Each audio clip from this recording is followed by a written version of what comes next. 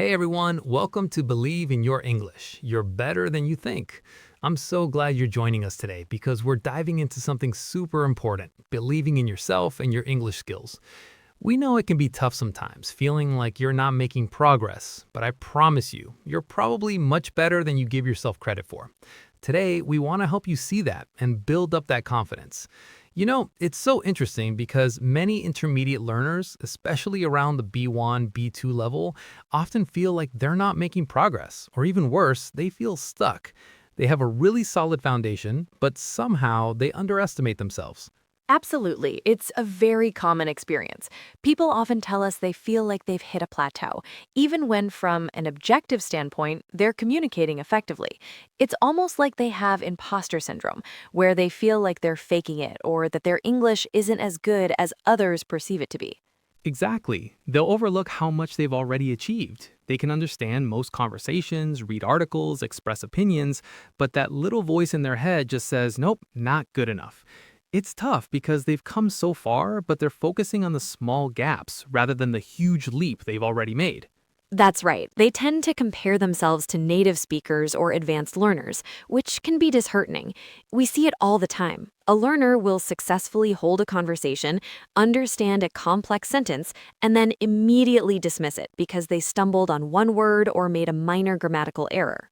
Exactly. And it's important for listeners at the B1 or B2 level to really understand what that means. You're not a beginner anymore. At B1, you can understand the main points of clear standard input on familiar matters regularly encountered in work, school, leisure, and so on.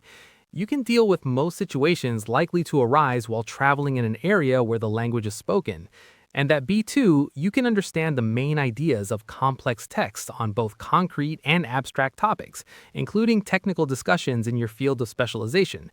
You can interact with a degree of fluency and spontaneity that makes regular interaction with native speakers quite possible without strain for either party. This means that you can have real conversations, express opinions, and describe experiences. You have a powerful foundation. You are much further along than you might think, and it's time to embrace those capabilities. Exactly. And that brings us to a huge point. Speak up, don't worry about being perfect. So many of us get stuck because we're terrified of making a mistake. We replay sentences in our heads over and over, trying to make them flawless before we even open our mouths. But here's the thing. Communicating your message clearly is way more important than perfect grammar or pronunciation. Think about it. If you can order a coffee and explain you want oat milk instead of regular milk, even if you say, I want oat milk, please, instead of I would like oat milk, you've succeeded. You got your message across. Or let's say you're telling a story about your weekend. You might mix up a past tense verb or two, but if the person you're talking to understands the main points, you went to the park, saw a friend, and had fun, then that's a win. That successful communication will build your confidence much more than staying silent to avoid a tiny error. That's a fantastic point, and leading on from that, I think it's vital for learners to actually acknowledge and celebrate their small achievements. We often focus too much on the big picture, the fluency we want to reach, and forget to appreciate the steps we've already taken. Think about it. Successfully ordering food in a restaurant, understanding a new phrase from a TV show, or even just participating in a short conversation with a shop assistant. These aren't minor things. These are daily wins that prove your English is working for you. Each one reinforces your progress. It's like building a wall brick by brick. Each brick might seem small, but together they create something strong and lasting. Recognizing these mini milestones is truly crucial for building lasting confidence. If you don't celebrate these smaller victories, it's easy to feel like you're not making any progress at all. So take a moment. Pat yourself on the back. You're doing better than you think. So, how do we actually put all this into practice? We've talked a lot about mindset, but what about the doing? One great way to use your English is to dive into online communities. Absolutely. Forums, social media groups, even dedicated language exchange apps. They're fantastic for low-pressure practice.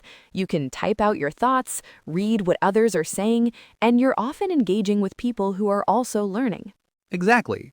And don't forget speaking with native speakers. It can feel intimidating at first, but there's so many platforms that connect learners with native speakers for conversation practice.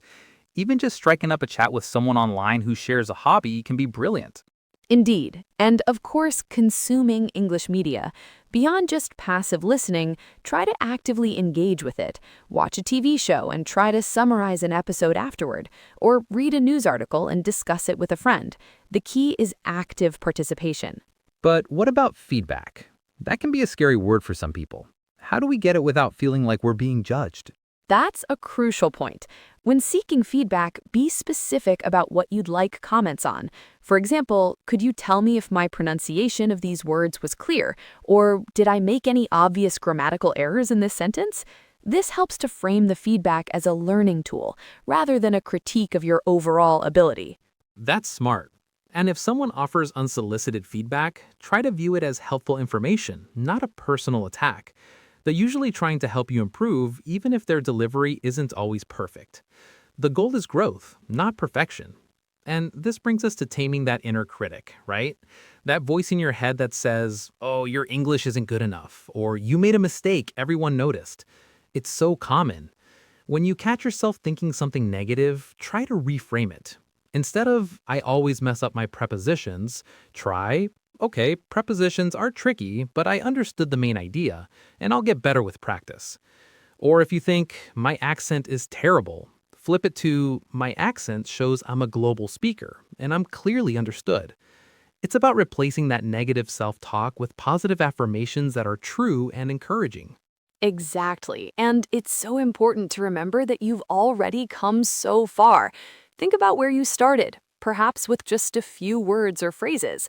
Now you're understanding podcasts like this, participating in conversations, and expressing yourself in a foreign language. That's not just a little step, it's a huge leap. Trust in those abilities you've built. Acknowledge every single minute of effort you've poured into learning, because it truly shows. You have valuable English skills, more than you give yourself credit for. So remember, you are often better than you think. Keep believing in your journey. Absolutely. Embrace all the progress you've made and trust in your English skills. You've got this.